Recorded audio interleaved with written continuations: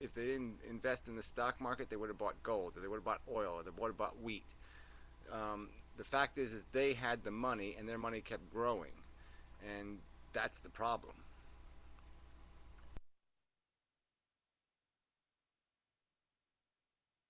No, you're right. I'm not disagreeing. I'm just elaborating. Yeah, no, I'm just saying that I want to try. I'm not pushing you on the technicality. I'm just saying a lot of people are blaming like the Fed or they're blaming some other bullshit. And it's like I want to get people away from blaming that crap and understand the real unsustainable part of the game is that the rich got richer. And that's unsustainable. How rich can they get? That's what we're theoretically talking about. And we actually passed the numbers of 1929 in terms of the percentage of people who own um, assets. We're at that 1090 number again. 10% of the people own 90% of the world's assets. So we're in the same situation we were in 1929, and that's the underlying truth of the matter is what really created the depression was the fact that the rich were getting obscenely wealthy, and the only way they could get that wealthy is were taking mortgages out on people's future productivity, and they had more people had mortgaged their lives into the future, and there was no way they could pay it back. It was the roaring 20s where everybody was doing everything on credit just like we're doing now. But the point was is that the rich essentially had owned everything. They owned everything, and then they started kicking people off their property, and that's the game. We're heading right for the same game again.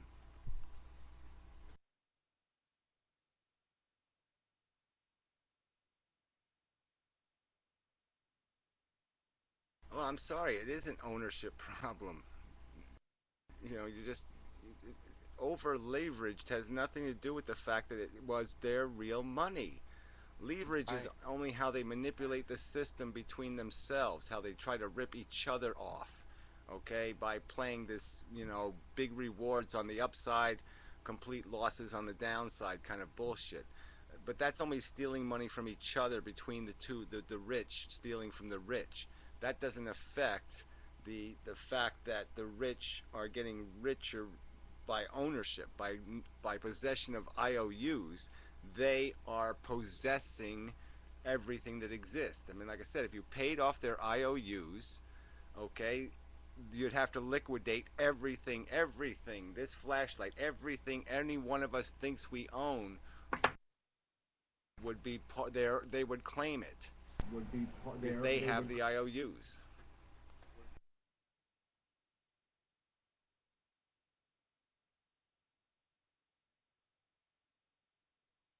I'm surprised that nobody's come out with some policy or laws against credit card percentages being jacked up to 30%, or even mortgages that, if somebody pays off their mortgage, they're making their payments every month for 5 years, then all of a sudden they get foreclosed on, they lose all that money they put into their house for 5 years, and that just doesn't seem right. I can't believe that it's still accepted. Well, that's part of the deal, though, because that's part of the profit they have to make. You have to offer rich people a potential for profit, and that's the way they make their money. Is because obviously they lose sometimes on these deals. But the only thing that happened to the real estate market is that the fact that the whole economy is bubbled, and it's just shown up first in the real estate market. But I mean, the stock market is way overvalued. That's a huge bubble. Everything's bubbled because everything is the price of everything has been um, all these fake assets is what they're just it's fake. They didn't have any real value. The value was built out of rich people consuming. I mean, they were consuming through lending money to people to buy the assets, but the rich were really buying the assets. They still all the mortgages, all the deeds were still held by the people holding the IOUs. They still own the properties. And then but eventually our economy became too dysfunctional, and there's not enough productivity in the workforce to now sustain the interest on all those IOUs. So there's no way we can pay the IOUs back. So now the IOUs start to break down, and that's when the bubble ends. But that's what it is. That the bubble is just created out of the fact that we just started mortgaging further and further into the future with preposterous deficits.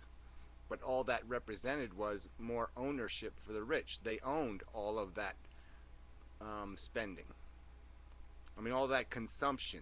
They really owned every bit of it. They own my computer. They own my computer screen because I, as an individual, owe the government $200,000 that I can never pay back. I'm bankrupt as hell.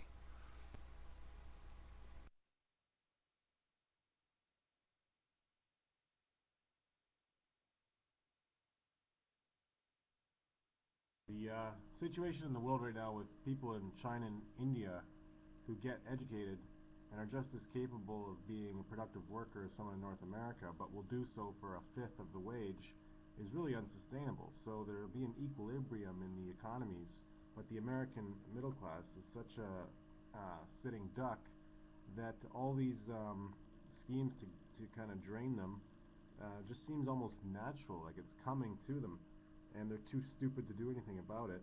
And when all the money system collapses, the rich, who own the true assets that matter, being water, food, guns, oil, land, and worker contracts, basically labor and time, those are the people who are going to not really give a shit when the system collapses because they can still live comfortably with what they have and what they can make others do for them.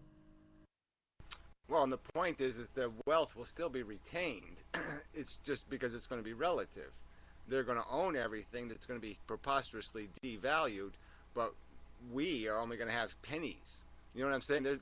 They might be reduced to, work functioning in real dollars again, but we're going to be pennies. We're going to go back to pennies, the regular people.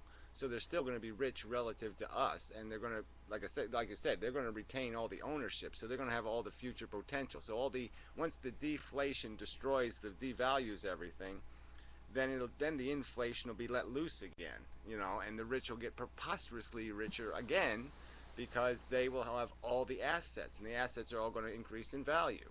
So any productivity we eventually do generate because we are going to work for pennies a day, all that productivity is just going to feed the rich again. It's going to go right to the king. I mean, this is just such a monarchy. We are trapped in a monarchy, and we've got to know that we've got to kill legacy wealth. Legacy wealth is the evil. If you don't allow it to go to that second or third generation, then you got a hope. But if you just Or let it grow, you're fucked.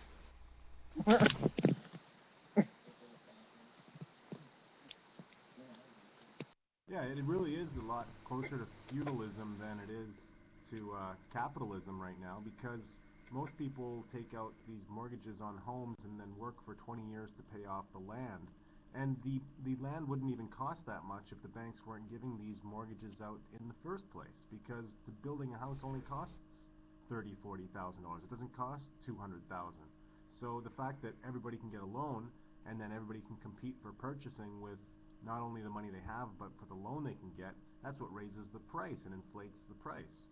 So it's everybody's working for I don't know. The land whole room that freeze. they don't. Yeah. It's not necessarily. It's all a big game. Whoops. It's all a big. I'm following you, dentist. You're right on.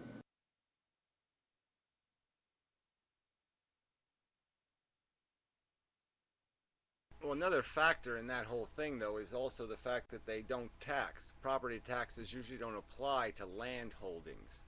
So they can keep retaining the value of land without paying any tax on it. Like here, there's people that own, hundreds of acres, and they call it a tree farm.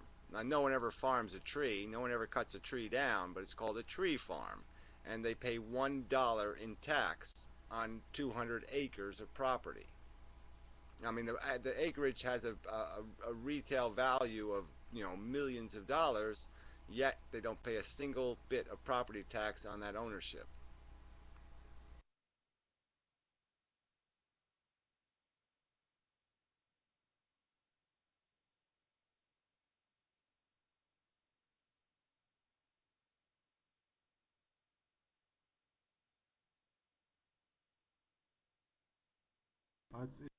It's really important to people to see that economics isn't just about money. It's about, like you said, the relative wealth, which to me is more of a function of how much time you have and what you can do in that time.